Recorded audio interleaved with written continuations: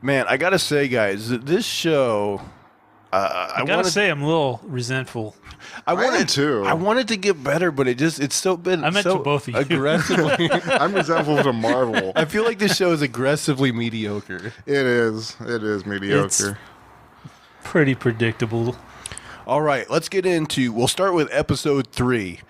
Of which I don't remember a lot. Well, I took copious notes, so strap You get to in. relive it. So episode 3, entitled Destined. We open in British-occupied India, 1942. There's a group in some ruins, and they find they find a bangle on a severed arm. A blue arm. Yeah. Was the whole arm like skin color and everything blue?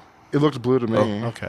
I couldn't remember, like, was the hand itself blue, or was it just in blue clothing? Or Was it supposed to be like a statue of Shiva or something?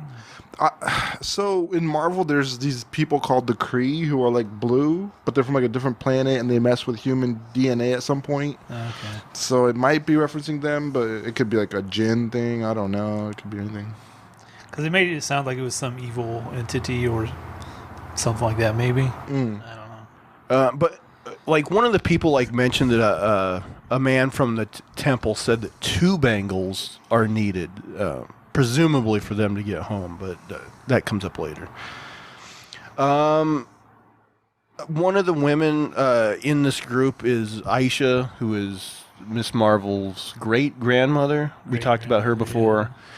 Yeah. This, of course, is when she was younger, and she puts on the bangle. So then it kind of skips ahead in time. So basically, one of the women also in this group, her name is like Najma, Najma. I'm not sure if that's pronounced right. But she was the old woman in the car from episode 2. Right. We were kind of speculating because they didn't. We thought maybe that was actually Aisha, and we were like, well, that's weird because then Kamran and Kamala are related. Yeah. But nope, they're not. This is, I guess, a friend of, supposedly, of Aisha's. Okay, so now that group is talking to Kamala, and like they all look the same age as they did in 1942 or whatever. And what she says is that they are from another dimension, and that they were exiled. And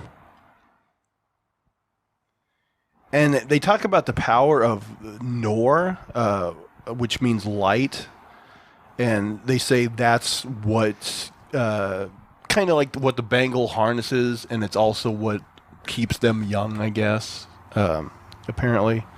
So they all wear it at some point or something? I don't know if they all wear it, but it sounds like, and we find this out later on, I think actually in episode 4, that supposedly like this power source, this Noor, is what powers like their dimension. Mm-hmm. So like I don't know if they just all kind of have it in. I think that's probably the thing, is like, because you remember how Bruno was like, oh, the power's inside you and the bangle just lets it out or whatever. Mm-hmm. I think that's the thing. All these people have the power of the Noor like inside of them, and then the bangle is just the tool that helps them like use it. So then how come it sounds like they want her to open the gateway for them to get back? Why don't they just take the bangle from her? Well, there's something where like, because she's from this dimension, she can actually use the power, and like somehow they can't, maybe? That's what I thought too, but then how'd her grandmother use it to get her daughter? Good question. Right, because she was from supposedly the other dimension. Yeah. This is skipping ahead about a little, but so as soon as these guys were introduced, even though they were being friendly to her, like I was like, these guys are obviously the antagonists, right? And I'm like, my first thought is, oh, they're gonna trick her into opening the dimension, and then that's when we find out. But no, like, even though like Kamala like seems like she wants to help them, and she doesn't just say like, oh fuck you, I'm not helping you, like. later on, they're just like, "Oh, we're tired of waiting. Our heel turn is now." Yeah, And she's- I'm like, Yeah. "What?" Yeah. She's like talking about helping Yeah, I them. was She's thinking- actively working towards Right. that. I was gonna bring that up too. And you do see this in movies sometimes where like if the bad guy had just been slightly patient, the good guy probably would have just helped them do whatever they wanted. Exactly. And you're like, yeah, you've been waiting for like 120 years or whatever. Yeah. You probably could have held out for a week, just played it out. It made no sense. It did make It sense. made no sense. Because they did come to her and ask for her help first. That was their initial strategy. Yeah. And then, it was like a couple days later, they're like, fuck this. But yeah, they basically say they can't fully access like their power, but maybe Kamala can because she's from like this. Which dimension. is also, if that's the case, what are they going to do if they defeat her and get the bangle? Yeah. Yeah, none of them seemingly have the power. Yeah. So like, yeah, it just there's definitely some writing problems in the show, like things that do not make sense. I think it's more of like just showing off the culture and stuff, which is what I'm upset with. Man, they made the Eternals, which had like Indian people in it, and the main actor was Pakistani. Now they made a show of Pakistani people. There's like no Indian culture. Like, it's like Paris, it's like English versus French, it's very different, culture. So it's like I think what they try to do with this show, like there's more Indian Americans, there's more Indian people. It just makes sense that you would target this for Indian people. You would make a show for Indian people. But they went with Pakistani, and now I'm like, okay, is it because like there's so many Muslim people and they're trying to get the Indian people to watch it at the same time? Like, I wasn't sure. What's the source, though? I mean, in the comics, she is Pakistani, so maybe they just wanted to hold with that. That would make sense. yeah, but I mean, even in the comics, like no Indian characters, nowhere. I don't know. Yeah. I don't feel like. I don't Also, think they- so. They were talking about the partition. So didn't they have like people on both sides in that event when they were talking about it? Well, yeah, and the partition happened like in the northern area between Pakistan and India. But I mean, like in her family in the story. What do you mean? Well, didn't Aisha like she got to the other side on the train or something? Well, I don't know, maybe her dad or something. Her mom is from like a different dimension, so or her grandmother. I Oh don't- yeah. She was other dimensional. Yeah. I don't know. I'm confusing certain things. But anyway, Najma says that in their dimension, they're known as the clandestines. They're also known by other names, including the unseen and Jinn. So now there's a scene with Kamala and Bruno. She kind of tells him what happened and that she's a Jinn, supposedly. He said he's going to try to, like, help out with, like, helping these people. And he references there's a paper by Eric Selvig that he'll read, which is, a connection to the MCU. Yeah, I heard that because he's too. in, like, Thor and the Avengers. Yeah. and- He was the guy running around naked in one of those Thor movies. Dark World, I think. Yeah. The DoD's Department of Damage Control agents go to the mosque and they're looking for, because they did, like we established in episode 2, they just know this. That female girl superhero. pointed out that she was Southeast Asian. and she's, so yeah. So yeah, they start like questioning her, and Nakia tells them that they're going to need a warrant, and of course she did win her election, so now she's on the Oh mosque yeah, board. she knows the law, man. She's a lawyer. Yeah, she just randomly quotes some subsection of the law. Yeah. That's another trope I really hate because nobody fucking knows that shit. Yeah. Nakia then has a scene with Kamala where she basically tells her what we just saw, what happened, and that she won the election. They have like this family. So now Kamala's brother is going to get married, but they have like this family like dinner celebration beforehand that they had some sort of name for, but I don't remember what they called it. Kamala's mom tells her that Bruno like left a box for her. The box has a mask, like a domino mask that he made for her. So she's got a mask that's not going to hide her identity at all. Of course, the one she had at the costume contest was better, and they still found out she was Southeast Asian. So, I mean, see right through her. Let's see. Okay, so now Bruno's working at the corner store that his family owns or whatever, and Kamala's dad just happens to come in, and of course he's like has a printout of all this gin research he's been doing. Oh, yeah. And so Kamala's dad is like, "Oh, this is in Urdu or whatever. Let me help he's translate conveniently it." there to just translate this random paper. Yeah. You would think he'd be looking at it on his phone. Anybody would be looking at it on their phone. Right. Yeah. And like the other thing is like he basically says, "Oh, it mentions," and then it's exactly these clandestine people situation. Oh, there's this group that are exiled, and he says they need some sort of primordial power to get back home. So it's like exactly like that situation. And you know, when it comes to these kinds of like prophecies or whatever, like who wrote that down and like what was the scenario? Like, right. Yeah, definitely some fucking nonsense going on here. Bruno tells Kamalo about how he's going to Caltech.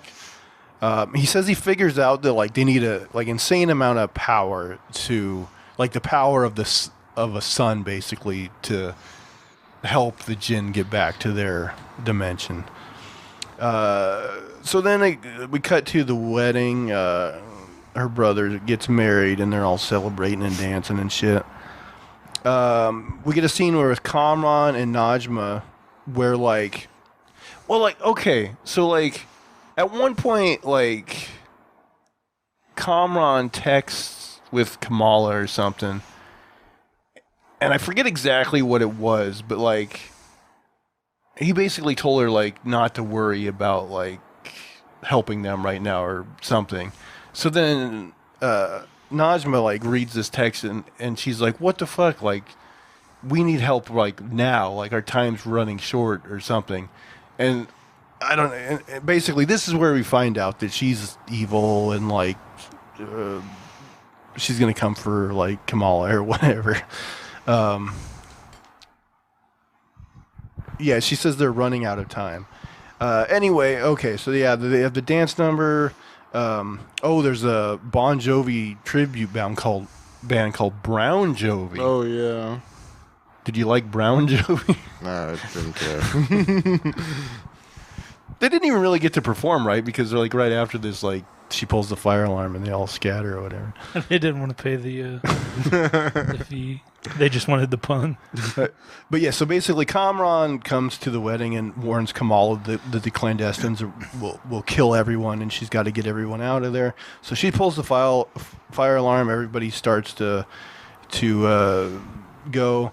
But she runs off and she gets in the kitchen of this place and the bad guys like catch up to her.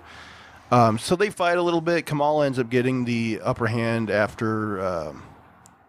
I forget. They fight, and then eventually she makes her way back into like the main ballroom or whatever. They're fighting. She's kind of losing, but then like Bruno shows up and like starts throwing gifts at him, and then they kind of like throw a chair and hit him in the arm or something, and then like that's what gets her to like really like use her powers and like kind of get the upper hand for a minute. Her powers seem to suck right now. Well, like she can make things with this power, but like if somebody like hits it with something, then it like shatters, which doesn't make sense. Well, her platform shattered, but like the fist is solid, so I don't know. Well, presumably, maybe if she was against someone powerful enough, they could just like shatter the fist. But in this instance, like yeah, I don't know. Of course, the usually like the steps and things she puts out like stay there a little bit. Mm-hmm. Well, she can step them if someone like throws something and hits one, they just break. Yeah, I will say like the action in the show not very good. Yeah. Yeah, it was like one generic action scene, and that was pretty much it for that episode. But anyway, Kamran starts like fighting with them, and it allows Kamala and Bruno to get out of that room. But then, so now they're more like towards the entrance of the building or whatever. the bad guys get him cornered, but then that's when the DODC like agents like break in, Oh, right. and they start like arresting all the clandestine guys and allows. At the same time, when Kamala gets like cornered, the bangle projects the vision of a train, which automatically we assume is the train from that story they told in the earlier episode, which it is. Nakia is there when Bruno and Kamala exit the building, so she right there discovers that Kamala has the powers and is Miss Marvel. The betrayal. The betrayal. And then the episode ends with Kamala getting a call from Sana, her grandmother, who wants her to come to Karachi because she says she had the vision of the train as well and wants to like impart some knowledge on Kamala or whatever. So yeah, kind of like it was fine, but like the stuff with the bad guys just to me was stupid and didn't really make much sense. Yeah, these bad guys aren't like the big baddies I'm really looking forward to for a season finale. I mean, they're obviously like the baddies of this season. Yeah. But I mean, to me, it would have been like more compelling if, like I was saying, like, and even now that I've seen episode 4, I'm like, yeah, I don't understand why they wouldn't like be more deceptive and be like, you know, get her to open the gate and then be like, aha, we're shitheads. It's just like, that's been sitting in my mind the whole time. but too. just them going like, oh, you didn't help us soon enough. What? Yeah. And like you said, even if they get the bangle, they supposedly don't have the power to open the gate. So would they just like force her to do it, even though seemingly, like, I don't know, it just doesn't make any fucking sense. Like, they don't know this yet, but so far what they do know is that she wants to help. One of the guys told them that not yet, though. Like, she's taking her time because of the implications that it could blow up or something. So she's looking for a safe way to do the same thing that they're still trying to accomplish. That's all. Like, she's still trying to get them back home just without the explosion. You know? So, I mean, it's still the same goal. They could all work together. There's no reason for them to be like, this doesn't align with our goals. And the other thing is, like, the one woman, like, makes it seem like, she even mentions, like, we're running out of time or whatever. And I'm like, how... Like, they didn't explain this ticking clock. Because, like, they've been here since at least the 40s. Like, that ticking clock can't be too fucking urgent. Yeah. I mean, it just, nonsense. It just, I don't know. Also, she had a kid here in this reality. So was that with a human? And then how come he doesn't have the ability to use that bangle like she does? Maybe he does. I mean, yeah. Maybe he does. Maybe that's some explanation. Like she thought she could use him. Yeah, maybe. Because he'd be like half and half then, probably. But I mean, if that was the case, I think they would just lie to her and be like, hey, can Kamran use the bangle just temporarily to allow us to get home? And then you can have it back. Or something like that, you know? So even that to me wouldn't really make sense. But I don't know. Like, the character works fine. Like, her and her family, like, are decent characters. It's just, the way this is put together just is not very compelling to me. And like I said, the action's not very good. And like, the acting kind of isn't great either, to be honest. I mean, they're kids, you know, what can you expect? That's true, that's true.